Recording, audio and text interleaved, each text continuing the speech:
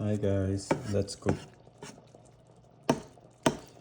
ginataang bilo-bilo dahil nanalo ang cream line for today's video. So yan.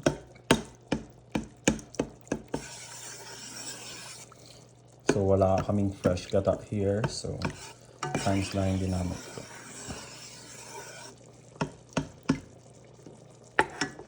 Then the ingredients: frozen saba, sweet potato, glutinous rice, langka, vanilla, and sugar. So yan lang yung gagamitin natin. So antayin lang natin itong kumulo bago natin i-serve yung mga kailangan ito ilagay.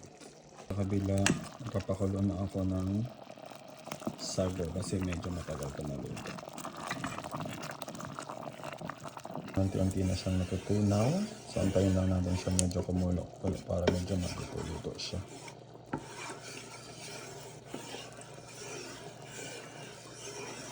So usually gusto ko sana may ubi to, pero medyo nagamit ko na yung ubi na nakarami, nagbiko ako. So ito lang yung meron tayo, so ito lang yung pagtatsagaan natin.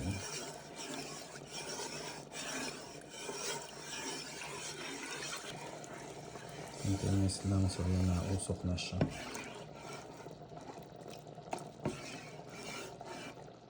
Nalagyan ko na pala yung yung aking sago.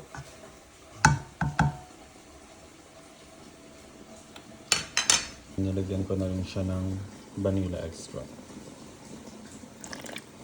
para mas mabilis kumulo at saka i-check natin kung mabilis na ating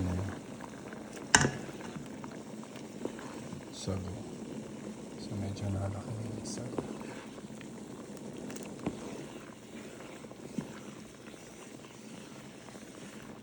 So siguro mga 5 minutes pa para siguradong luto na yung sago. Put another gata, so just wait to boil, and then let's proceed to put this sweet potatoes. Mekos lang. Medyo creamy na siya. Put the sweet potato.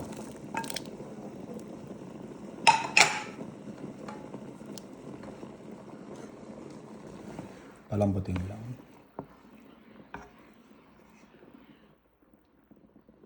Hanggang para medyo lumasa na mas malasa.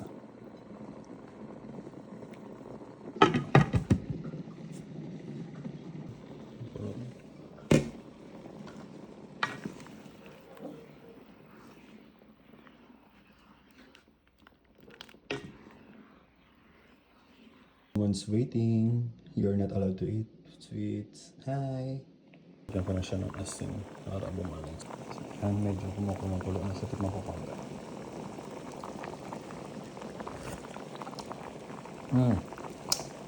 Medyo nagkakalasa na siya. Hindi pa natin nalalagay lahat. Wait lang ulit natin mga 5 minutes. Okay? And then now, saging saba. So yummy. So isang pack yan ang saging saba para mas malasa. So antayin lang natin siyang kumulo, and then like 3 minutes. Look at that.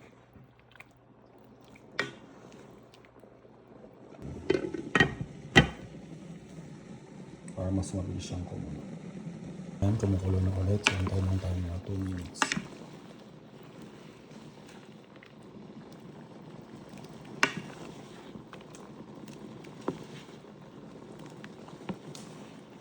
Now, sunod na natin ito. Ang langka.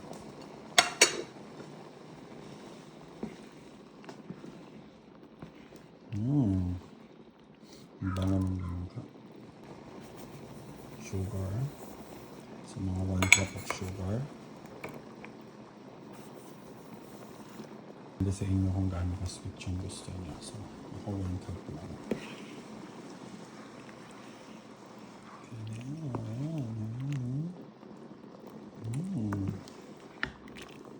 It's delicious. Kaya na lang ulit natin siyang kumulo.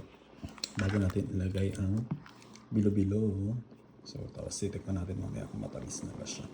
So, ayan na. So, nagluto ako na madami kasi ipipreser ko yung iba.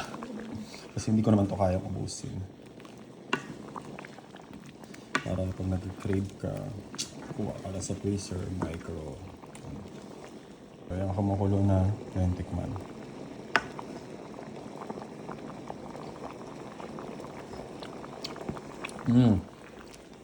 Siguro sakto lang sa akin yung tamis. Kasi lalagay ko pa yung bilo-bilo eh. So nilakihan ko yung mga bilo-bilo para hindi siya masyadong madami. Para mas sulit kagad pag kinagat mo madami. Diba? Ibusan natin si bilo-bilo. Ibusan natin si bilo-bilo at magkaalaman na.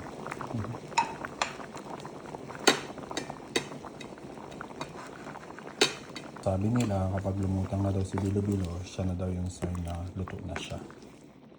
So yan. Antayin na lang ulit natin siyang kumulo at antayin na lang natin siya ulit maluto. Hanggang lumapat. So nawala na si mga bilo-bilo kasi nagtago na sila. Wala kasi may ibang lutuan, so ito lang yung meron kami. Ganyan lang.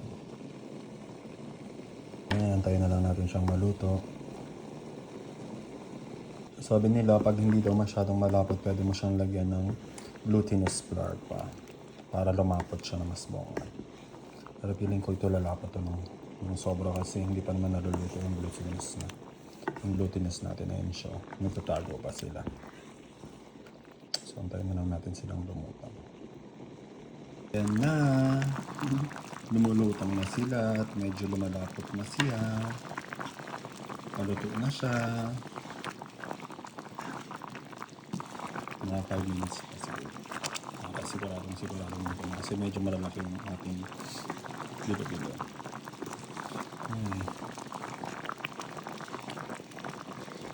Okay, luto na po. Kain na. Kain na po tayo. Enjoy. Thank you for watching. Please subscribe and like. Thank you.